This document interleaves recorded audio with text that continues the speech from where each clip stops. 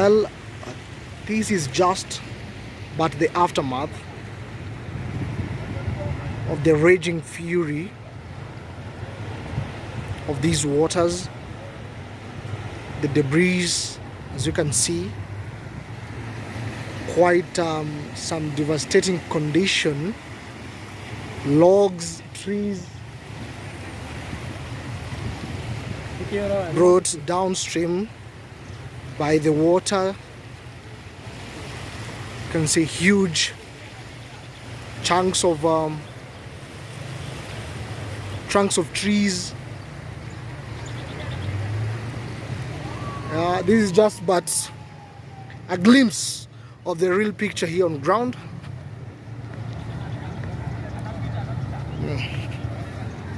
As we try and give you details on the condition here. Remember, this water has destroyed quite a number of homes. More details to follow. Follow our social media platforms as we give you these details. This is the Mai Mahiu Nairobi highway. Traffic has been affected.